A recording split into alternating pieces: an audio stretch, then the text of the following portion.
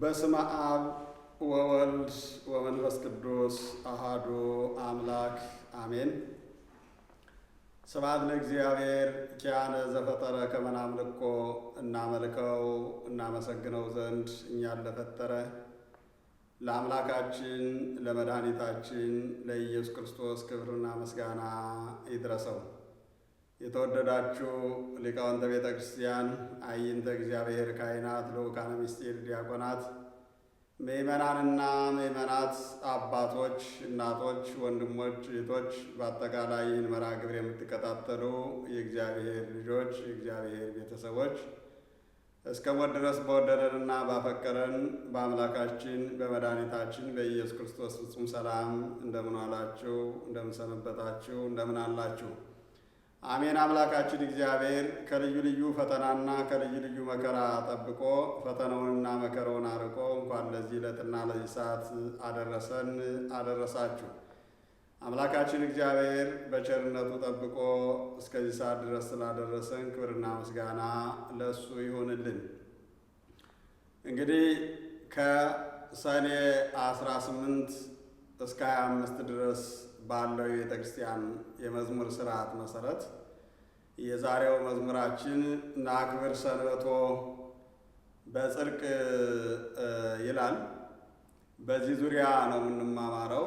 ለዚህ መዝሙር ደግሞ የተዘጋጁ ምንባባት ወንጌሉ የማቴዎስ ወንጌል ምዕራፍ 22 ቁጥር 1፣ የሐዋርያት ሥራ ምዕራፍ 16 ቁጥር 1፣ አንደኛ መልእክት ሮሜ 5:12፣ ሁለተኛ መልእክት ሶስተኛ ዮሐንስ ምዕራፍ 1 ቁጥር 1፣ ምስባኩ የዳዊት መዝሙር መዝሙር 85 ቁጥር 15 ላይ ያለው ነው።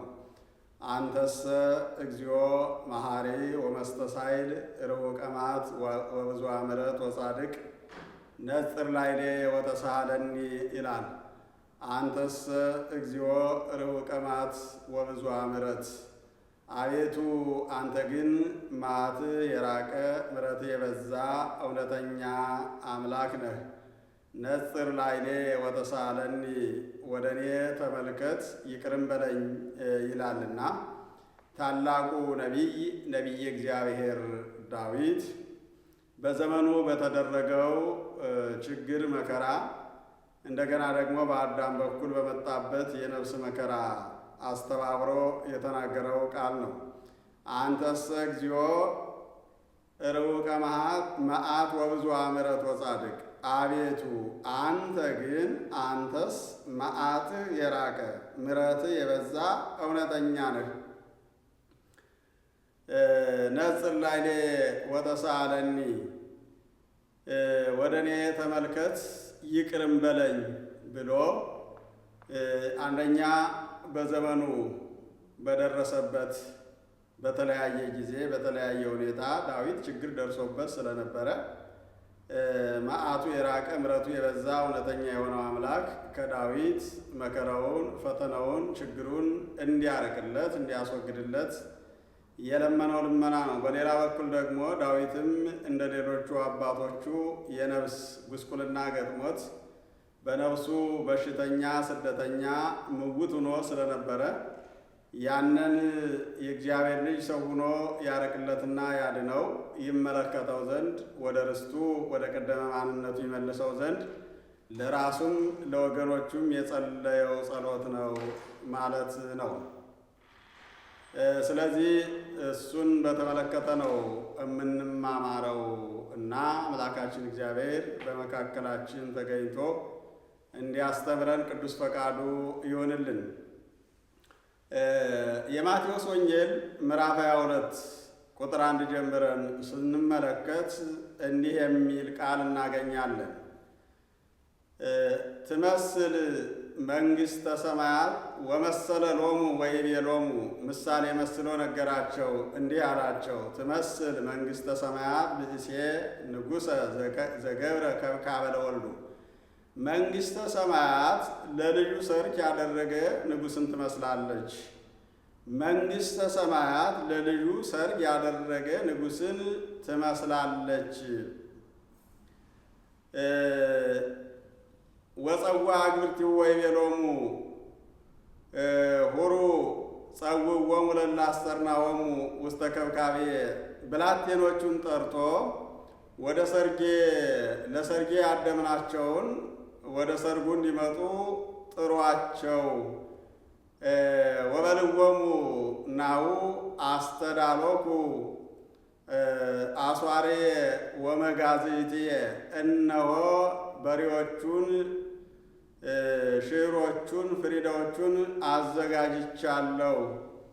ወይኑ ተዘጋጅቷል። ወናሁ ድልው ኩሉ፣ እነሆ ሁሉ ተዘጋጅቷል። ሂዱና ወደ ሰርጉ ለሰርጉ የታደሙትን ጥሯቸው ብሎ የላከ ንጉሥን ትመስላለች። ያንን ትመስላለች። ወሆሩ ወጸውዖሙ፣ እነሱም ሂደው ጠሯቸው። ወእሙንቱሰ ታየዩ ወአለፉ፣ እነሱ ግን ቸላ ብለው ትተውት ሄዱ። ቦዘወረ ውስተ ንግዱ፣ ወደ ንግዱ የሄደ አለ። ወቦ ዘወረ ውስተ አጸደ ወይኑ፣ ወደ ወይኑ ቦታ የሄደ አለ። ወቦ ዘወረ ውስተ ገራይቱ፣ ወደ እርሻውም የሄደ አለ። ወኩሎሙ ሆሩ፣ ሁሉም ሄዱ ብሎ ይናገራል። እንግዲህ በምሳሌ ነው እየተናገረ ያለው። መድኃኔ ዓለም ክርስቶስ መንግሥተ ሰማያት ለልጁ ሰርግ ያደረገ ንጉሥን ትመስላለች።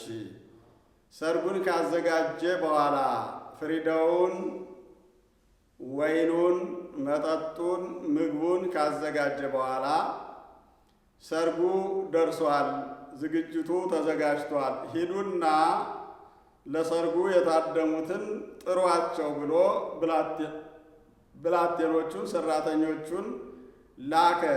ሊጠሩ የሄዱት ሰዎች ደግሞ የታደሙትን ሊጠሩ ሲሄዱ እነዚያ የታደሙት ግን ቸላ ብለው ሰርጉን ትተውት ሄዱ። እንዲህ አሉ፣ ምክንያት ፈጠሩ። አንዱ አዲስ እርሻ ስላለኝ ስለገዛው እሱን ላይ እሄዳለሁ አለ። ሁለተኛው ደግሞ ወደ ንግድ እሄዳለሁ አለ። ሦስተኛው የወይን ቦታ ስላለኝ ወደዚያ እሄዳለሁ አለ።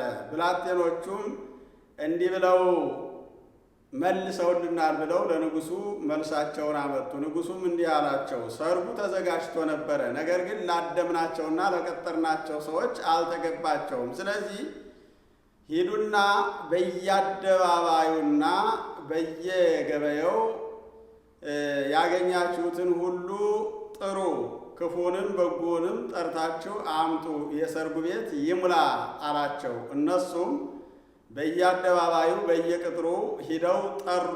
ክፉዎቹም በጎዎቹም ወደ ሰርጉ ቤት ገቡ። የሰርጉ ቤት ሞላ። ንጉሡም በሰርጉ ቤት የተሰበሰቡትን ሊያይ ወደ ሰርጉ ቤት ገባ። ሲመለከት አንድ የሰርግ ልብስ ያለበሰ ሰው አየ። ወዳጄ ለምን የሰርግ ልብስ ሳትለብስ ወደዚህ ቤት ገባህ ብሎ ጠየቀው። መልስ ስላልነበረው ዝም አለ። ብላቴኖቹንም ይህን ክፉ ሰው እጁንና እግሩን አስራችሁ ጨለማ ወዳለበት ጣሉት አላቸው። የተጠሩት ብዙዎች ናቸው፣ የተመረጡት ግን ጥቂቶች ናቸው ብሎ ይናገራል ማለት ነው። ስለዚህ በምሳሌ የተቀመጠ ቃል ነው። ናክብር ሰንበቶ በጽድቅ ወይንድግ ሥርዓቶ ለእግዚአብሔር ነውና መዝሙሩ። ሰንበት የተባለችው የመጀመሪያዋ ሰንበተ ክርስቲያን እኛ የምናከብራት ሰንበተ አይሁድ ሰንበተ ክርስቲያን ናት። ሁለተኛዋ ደግሞ ከሰንበተ ክርስቲያን በኋላ የምንወርሳት፣ የምናገኛት፣ የምንኖርባት፣ የምናከብራት፣ የምንከብርባት መንግሥተ ሰማያት ናት። ስለዚህ ሰንበት የተባለችው የእግዚአብሔር መንግሥት መንግሥተ ሰማያት ስለሆነች መድኃኔ ዓለም ክርስቶስ መንግሥተ ሰማያት ምን እንደምትመስል በምሳሌ ያስተምር ነበረ። በሚያስተምርበት ጊዜ የሕዝቡን ሁኔታ፣ የሕዝቡን አረዳድ፣ የሕዝቡን አመለካከት አይቶ ተመልክቶ ለመንግሥተ ሰማያት ዋጋ እየከፈለን እንዳልሆነ፣ ለመንግሥተ ሰማያት ቦታ እየሰጠ እንዳልሆነ፣ ሰው በሥጋዊ ምክንያት፣ በምድራዊ ምክንያት፣ በጊዜያዊ ምክንያት የነፍሱን ድነት ቸል እያለው እንደሆነ ሲናገርና ሲያስረዳ እንዲህ አለ። ምሳሌ መስሎ ነገራቸው። መንግሥተ ሰማያት ለልጁ ሰርግ ያደረገ ንጉሥን ትመስላለች። በነገራችን ላይ የትምህርታችን ርዕስ የንጉሥ ሰርግ ይላል። የንጉሥ ሰርግ የንጉሥ ሰርግ እንደ ምድራዊ ካየነው አይደለም የተጠራው፣ ያልተጠራውም ባትጠሩንም መጥተናል እያለ ይታደምበታል። ለምን ከተባለ ልጁን የዳረው ንጉሥ ስለሆነ፣ አገሪቱን የሚመራ ንጉሥ ስለሆነ፣ ንጉሡ በአገሪቱ የመሾምም የመሻርም የማክበርም የማዋረድም የማኖርም ያለማኖርም ስልጣንና አቅም ስላለው በዘመኑ የተሾመውን ሰው ይወደዋል፣ ሰው ያከብረዋል። ስለዚህ አይደለም ልጁን ድሮ ይቅርና በሰበብ አስባቡ ወደ ንጉሡ ለመቅረብ ንጉሡን ለማጀብ ከንጉሡ ጋር ለመገናኘት የሚቀርበው የሚሮጠው የሚታትረውና የሚጥረው ብዙ ነው። ይህ ግን የንጉሥ ሰርግ የተባለው አሁን በምሳሌ የምናየው በዚህ ዓለም የተገለጸ ንጉሥ፣ በዚህ ምድር የነገሰ ንጉሥ፣ ምድራዊ ስልጣን፣ ምድራዊ ሀብት፣ ምድራዊ ሹመት ያለው ንጉሥ፣ አንዱን የሚያከብር አንዱን የሚያዋርድ ንጉሥ፣ በጊዜያዊና በምድራዊ ጥቅም ሰውን የሚጠቅምና የሚጎዳ ንጉሥ ሳይሆን ሁሉንም ለመጥቀም ሁሉንም ወደ ሰርጉ ለመጥራት ለሁሉም ሕይወት ለመሆን ለሁሉም መድኃኒት ለመሆን ሁሉንም የማስተናገድ አቅም ያለው ሰርግ ያዘጋጀ የተለየ ንጉሥ ነው። ስለዚህ በምሳሌነት ሲያስቀምጥ መንግሥተ ሰማያት ለልጁ ሰርግ ያደረገ ንጉሥን ትመስላለች። ሰርግ ሲደረግ ፍሪዳ አለ፣ ሽህር አለ፣ ሙክት አለ፣ ስጋ አለ፣ ጮም አለ፣ የምግብ አይነት አለ። እሱ ብቻ አይደለም፣ ወይን አለ። ስለዚህ የሰርጉ ባለቤት እንዲህ አለ። ሜሉ ገቹ ፍሪዳው ሽሩ ታርዷል፣ ስጋው ተዘጋጅቷል፣ ወይኑ ተጥሏል፣ ሁኔታዎች ተመቻችተዋል። አሁን ማዕዱ ተዘጋጅቷል። ስለዚህ አሁን የመብላት ጊዜ ስለሆነ የመመገብ ጊዜ ስለሆነ ሰርጉ የሚታይበትና የሚገለጽበት የሚከበርበት ሰዓትና ጊዜ ስለሆነ የጠራናቸውን ያከበርናቸውን የመደብናቸውን የመረጥናቸውን ሰዎች ሂዱና ጥሯቸው፣ ሰርጉ ተዘጋጅቷል፣ ኑና በሰርጉ ታደሙ፣ የደስታችን ተካፋዮች ሁኑ ብላችሁ ንገሯቸው ብሎ ሰራተኞቹን፣ መልእክተኞቹን፣ ብላቴኖቹን፣ አሽከሮቹን ላከ ነው የሚለው። እነዚህ የተላከባቸው ሰዎች ሰርጉ እንዳለ የሰሙ፣ ሰርጉ እንዳለ ያወቁ፣ የተጠሩ፣ የታደሙ፣ ለሰርጉ ተገቢዎች ናቸው የተባሉ የተመረጡ ሰዎች ናቸውና በሰርጉ ቀን ግን መገኘት አልፈለጉም። ምን አሉ? ቸላ ብለው ሄዱ። እንዲህ አሉ። አንዱ ወደ ንግዱ ሄደ። ዛሬ የማልቀርበት ገበያ ንግድ አለብኝ፣ የማተርፍበት ንግድ አለ። ስለዚህ ወደ ሰርጉ ልመጣ አልችልም፣ እንደመጣው ይቆጠርልኝ፣ እምቢ እንዳላልኩ ቸላ እንዳላልኩ እንዳላመፅኩ ይቆጠርልኝ፣ ንገሩልኝ አለ። ሌላኛው ደግሞ አዲስ መሬት ገዝቻለሁ፣ እሷን ላያት ልጎበኛት እሄዳለሁ፣ እኔም እንደመጣው ይቆጠርልኝ አለ። ሌላኛው ደግሞ የወይን ቦታ አለኝና እሱን ልጠብቅ እሄዳለሁ፣ እንደመጣው ይቆጠርልኝ አለ። ሁሉም ቸላ ብለው ሄዱ ነው የሚለው። ይህ እንግዲህ በምሳሌ የተቀመጠ ነው። መንግሥተ ሰማያት የተባለችው ወንጌል ናት። የሰርጉ ባለቤት የተባለው እግዚአብሔር አብ ነው። የተዳረው ኢየሱስ ክርስቶስ ነው። ተዳረ የተባለው በሥጋ ማርያም መገለጹን መግለጽ ነው። በልጁ ሰርግ ምክንያት ዓለም ወደ ሕገ ወንጌል ነፃ ወደምታወጣው ለዓለም ነፃነትን ወደምትሰጠው ድነተ ሥጋ ድነተ ነፍስን ወደምታድለው በነፃነት የሰው ልጅ ሁሉ እንዲመላለስ ወደምታደርገው ወደ ሕገ ወንጌል፣ ወደ ጽድቅ፣ ወደ ልጅነት፣ ወደ ቅድስና፣ ወደ ክብር፣ ወደ መንግሥተ ሰማያት የዓለም ሕዝብ በሙሉ ተጠርቷል። ጥሪ ተደርጎለታል። ክብር የምትሆነው የሚመራበት ወንጌል ተሰጥቶታል። ነፃነት ታውጆለታል። ስለዚህ የሰው ልጅ ግን በዚያ ከመኖር ይልቅ ምድራዊ አስተሳሰቡ ገዘው ያዘው፣ ወደ ንግዱ ሄደ፣ በዚህ ዓለም ጥቅም ተያዘ። የዚህ ዓለም ጥቅም፣ የዚህ ዓለም ትርፍ፣ የዚህ ዓለም ንግድ ወደ እግዚአብሔር መንግሥት እንዳይቀርብ አደረገው። የልጁን ሰርግ እንዳይካፈል፣ የሰርጉ ተካፋይ እንዳይሆን፣ እንዳይከብር፣ ያንን በልጁ ሰርግ የተዘጋጀውን ድግስ በልቶ ጠጥቶ የንጉሱ ባለሟል ተካፋይ እንዳይሆን አደረገው። በምድራዊ ሐሳብ፣ በምድራዊ ንግድ ተያዘ። አንዱ ደግሞ መሬት አለኝ ብሎ ተናገረ። በዚህ ዓለም በምድራዊ አስተሳሰብ ተያዘ። አንዱ ደግሞ የወይን ቦታ አለኝ አለ ነው የሚለው። ይሄ እንግዲህ በምሳሌ የቀረበ ነው። የሰርጉ ባለቤት እግዚአብሔር አብ ነው። የተዳረ የተባለው በሥጋ ማርያም የተገለጸው ኢየሱስ ክርስቶስ ነው። ሰርጉ ሰው መሆኑ ወይም ደግሞ በቀራንዮ አደባባይ ራሱን ሰውቶ ለዓለም ማቅረቡ ነው። ድግሱ ወይኑ ደሙ ነው። ስጋው ደግሞ ምግቡ ደግሞ ስጋው ነው። ፍሪዳ የሆነው ኢየሱስ ክርስቶስ ነው። የተጠሩት በዘመነ ነቢያት የተጠሩ እስራኤላውያን ናቸው። በዘመነ ሐዋርያትም የተጠሩ እስራኤላውያን ናቸው።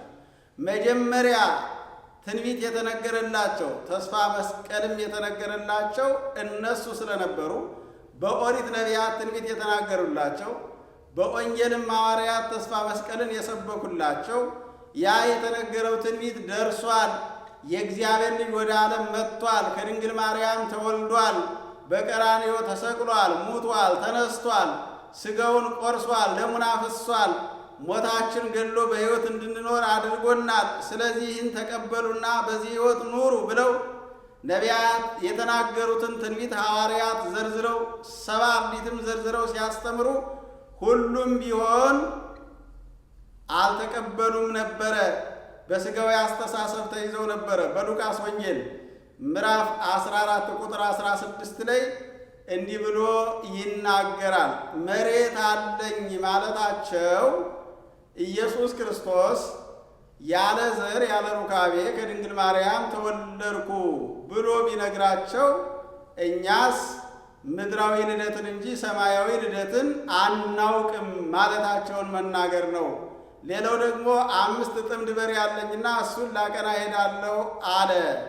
እንዲሁ ያለ ዘር ነው የተወለድኩ ቢላቸው እኛስ 5ቱ ሕዋሳት ከ5ቱ ሕዋሳት ተገናኝተው የሚደረገውን የሩካቤና የዘር ልደት እንጂ ያለ ዘር ያለ ሩካቤ የሚደረግ ልደት አናውቅም ብለው አሉ። አዲስ ሆነባቸው፣ መቀበል አቃታቸው። ከዚያ በኋላ ሰራተኞቹን ገደሏቸው።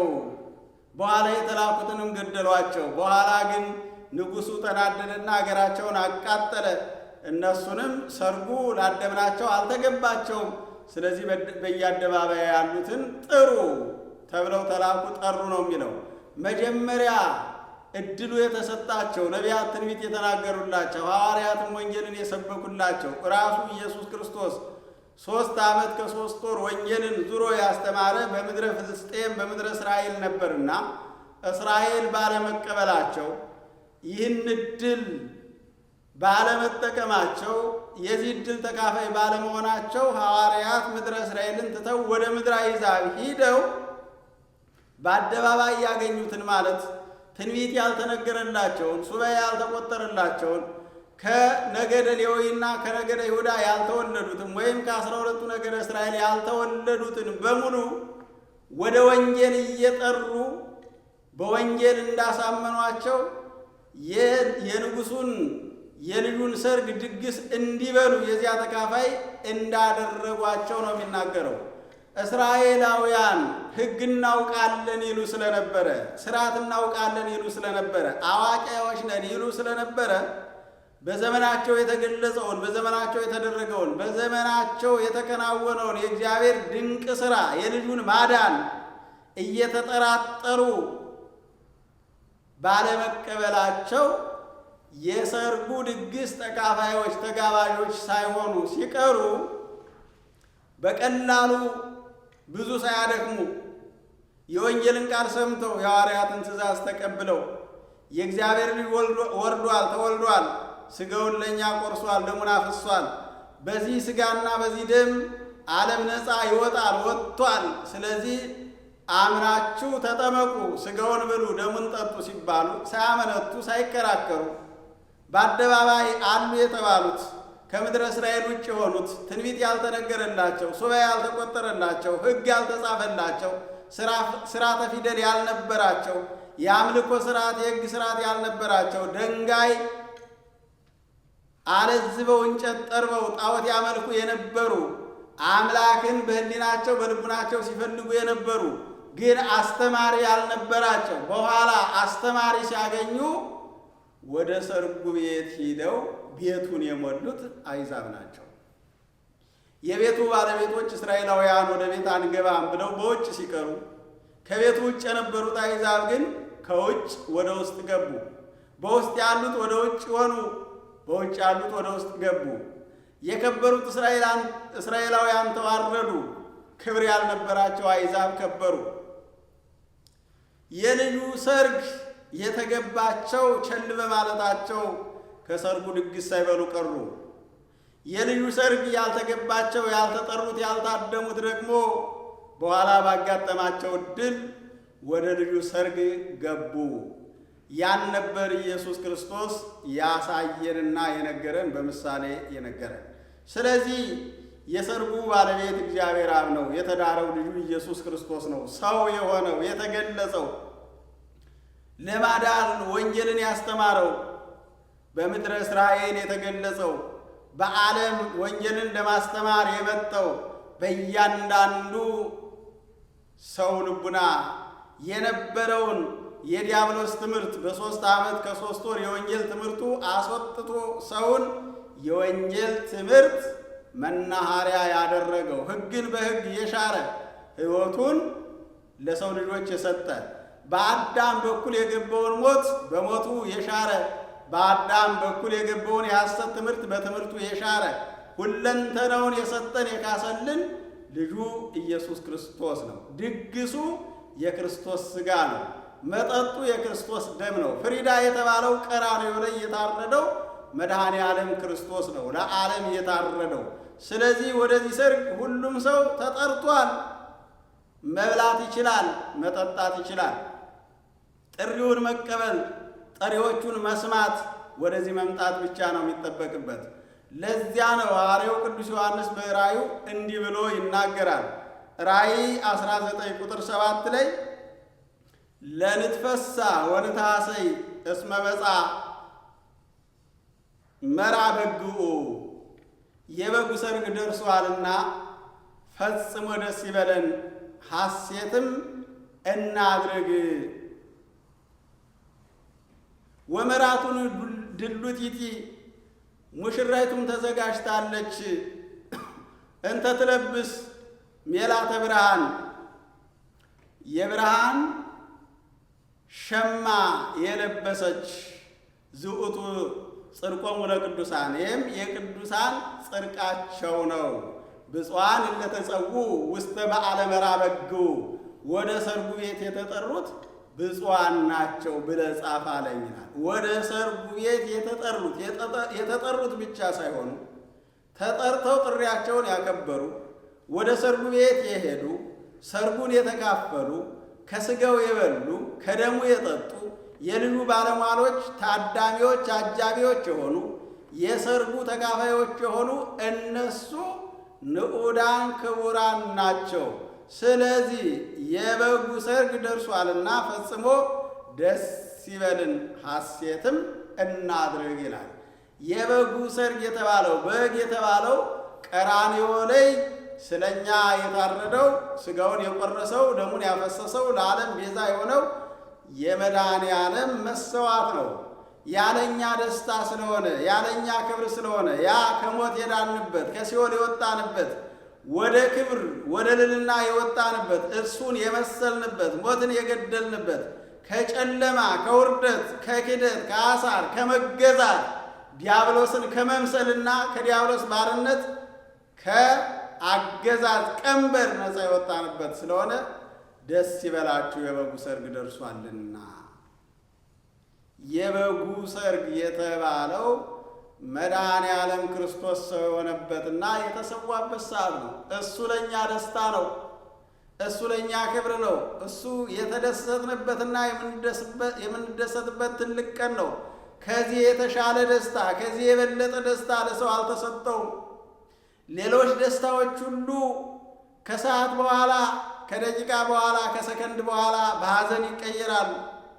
ይሄ ግን የማይወሰድ ደስታ፣ የማይለወጥ ደስታ፣ ሁልጊዜም በሕሊናችን ሲመነጭ የሚኖር ደስታ፣ የማያቋርጥ ደስታ መድኃኔ ዓለም ክርስቶስ የሰጠን የበጉ ሰርግ ነው። ወደዚያ ሰርግ የተጠሩ ንዑዳንና ክቡራን ናቸው። ወደዚያ ሰርግ የተጠሩ ብቻ ሳይሆኑ ጥሪውን አክብረው የቀረቡ ሰርጉን የበሉ የንጉሡ ታዳሚዎች የሆኑ ንዑዳን ክቡራን ናቸው ብሎ ባለ ራዕይ ዮሐንስ ነግሮናል፣ አስተምሮናል። ስለዚህ የወንጌል ስርጭት ይህን ነው የሚመስለው። እያንዳንዱ ሰው ዛሬ ይሄ ጥሪ ቀርቦለታል። ሰርጉ ተዘጋጅቷል፣ ምግቡ ተዘጋጅቷል፣ ሰዓቱ ደርሷል፣ ኑ ብሉ፣ ኑ ጠጡ ተብሎ በእያንዳንዱ ቦታ ላይ በእያንዳንዱ ጆሮ ላይ ደርሷል። እየቀረቡ መብላት፣ እየቀረቡ መጠጣት፣ የሰርጉ ታዳሚ መሆን፣ ከደስታው መካፈል፣ የንጉሡ ባለሟል መሆን የእያንዳንዱ ሰው ድርሻ ነው ማለት ነው። መቼስ ይህን ያልሰማ፣ ይሄ ያልተሰበከለት፣ ይሄ ያልተነገረው ምዕመን የለም። ምናልባትም ቸላ ብሎ አንዱ ወደ ንግዱ፣ አንዱ ወደ እርሻው፣ አንዱ ወደ ተክል ቦታ እንደሄደ ሁሉ ምክንያት እየደረደረ ልጆች አሉኝ፣ ልጆችን አሳድጋለሁ፣ ትዳር አለኝ፣ ትዳሬ ገና አልጸናም፣ የመንግሥት ሠራተኛ ነኝ፣ በሱ መካከል እንቅፋት ይገጥመኛል፣ ልሳሳት እችላለሁ፣ ለወርቅ እችላለሁ እያለ ገና መስራት አለብኝ፣ ወደዚያ ለመቅረብ ጊዜው አይደለም እያለ ዘመኑን ካላባከነው በቀር በራሱ ጊዜ ምክንያት እየፈጠረ ከዚያ ሕይወት ካልወጣ ካልተለየ በቀር ጥሪው ለሁሉም ሰው ተሰጥቶታል። ምክንያት ደግሞ ማንንም አያድንም። ምክንያት ፈጥረው ነበረ፣ ምክንያታቸውን አልተቀበላቸው። ምክንያቱም ምክንያታቸው አሳማኝ ስላልሆነ፣ ከሰርግ የሚከለክል ስላልሆነ፣ ወደ ድግሱ እንዳይሄዱ የሚያደርግ ስላልሆነ፣ ድግሱን እንዲካፈሉ የሚከለክል ስላልሆነ፣ ምክንያቱ በቂ ስላልሆነ የእነሱን ምክንያት አልተቀበለም። ምክንያት የሌላቸውን እንዲጠሩ አዘዛቸው። እነዚያ የታደሙት ሳይታደሉ ቀሩ። ያልታደሙት ግን የሰርጉ ታዳሚዎች ሆኑ። በሉ፣ ጠጡ፣ ደስ አላቸው። የሰርጉ ቤት ሞላ። በነገራችን ላይ እኛ ይቀርብናል እንጂ የሰርጉ ቤት መሙላቱ አይቀርም። ክርስቶስ ሰው የሆነበት ዓላማ ይከናወናል። የሞተለት ደሙን ያፈሰሰለት ሥጋውን የቆረሰለት ዓላማ ይከናወናል። ብዙ በድንገት የተጠሩ፣ ብዙ ያልተሰበኩ፣ ብዙ ያልደከሙ፣ ብዙ በቤቱ ያልኖሩ በአንድ ቀን ባዩት ምልክት በሰሙት ቃል ተለውጠው ተመልሰው የእግዚአብሔርን መንግሥት ለመውረስ እድሉን ያገኛሉ። ለዚያ ነው ጌታ በወንጌል ከምስራቅና ከምዕራብ የሚመጡ ጸሐፍት ፈሪሳውያን እናንተን ይበልጧቸዋል፣ ከእናንተ ቀድመው ወደ መንግሥተ ሰማያት ይገባሉ፣ የመንግሥት ልጆችን ግን ወደ ውጭ ያወጧቸዋል ብሎ ተናግሯል። ስለዚህ የወንጌል ጥሪ ሲደርሰን፣ የወንጌልን ቃል ስንሰማ ምክንያት ሳንደረድር እግዚአብሔር በቸርነቱ ያደረገልንን ስጦታ መቀበል እንጂ እኔ እንዲህ አይደለሁም፣ እኔ ለዚህ አልበቃም ብለን የማይጠቅም ትሕትና፣ የማያድን ትሕትና መደርደሩ አይጠቅመንም። እሱ አይደለም ትሕትና። ስህተት ካለብን፣ ችግር ካለብን፣ ኃጢአት ካለብን፣ በኃጢአት ወርቀን ከሆነ ማስተካከል ያለብን በንስሐ ነው፣ መጠገን ያለብን በንስሐ ነው እንጂ የለም ለዚህ አንበቃም ብለን ከመድኃኒቱ ርቀን መዳን አንችልም። ማንም ሰው በኃጢአት እየኖረ ከመድኃኒቱ ርቆ መዳን አይችልም። ይልቁንስ መቁሰሉን ካወቀ፣ መውደቁን ካወቀ፣ መርከሱን ካወቀ ከኃጢአት የሚድንበትን መንገድ መርጦ ንስሐ ገብቶ ከክርስቶስ ጋር ተገናኝቶ ሥጋውን በልቶ ደሙን ጠጥቶ የእሱ አካል መሆን ነው የሚችለው። ወደ ሰርጉ አለመሄድ መፍትሄ አይደለም። የሰርጉ ታዳሚ ያለመሆን መፍትሄ አይደለም። የንጉሱን ጥሪ ያለመቀበል መፍትሄ አይደለም። ምክንያት መደርደር መፍትሄ አይደለም። ገና ቤት አልሰራውም፣ ቤት እሰራለሁ፣ ገና ልጆች አሳድጋለሁ፣ ገና ብዙ እቅድ አለን የሚለው መፍትሄ አይደለም። መፍትሄው በተሰጠው ዕድል እየኖረ ጥሪውን አክብሮ ወደ ድግሱ መጥቶ ሥጋውን በልቶ ደሙን ጠጥቶ የክርስቶስ አባል ሆኖ መኖር ነው። እሱነን መቀበል ይኖርብናል። ይሄ ደግሞ ግዴታ ሳይሆን ደስታችን ነው፣ ክብራችን ነው፣ ልዕልናችን ነው። የተሰጠን የማይገኝ ዕድል ነው። ይህን የማይገኝ ዕድል ማሳለፍ እንደሌለብን ነው በወንጌል እየተነገረን ያለና ያንን አውቀን እንድንጠቀምበት አምላካችን እግዚአብሔር ይርዳን፣ ያግዘን። መንግሥተ ሰማያት ለልዩ ሰርግ ያደረገ ንጉሥን ትመስላለች ይላል የትምህርታችን ርዕስ። የንጉሥ ሰርግ ነው የሚለውና ከንጉሥ ሰርግ አይቀርም። ሰርጉ የንጉሥ ስለሆነ ጥሪያችን አክብረን በሰዓቱ ተገኝተን የሰርጉ ታዳሚዎች እንድንሆን ሰዓቱ ካለፈ በኋላ በሩ እንዳይዘጋብን በጊዜ መጠቀም ይኖርብናል። ወስብሐት ለእግዚአብሔር።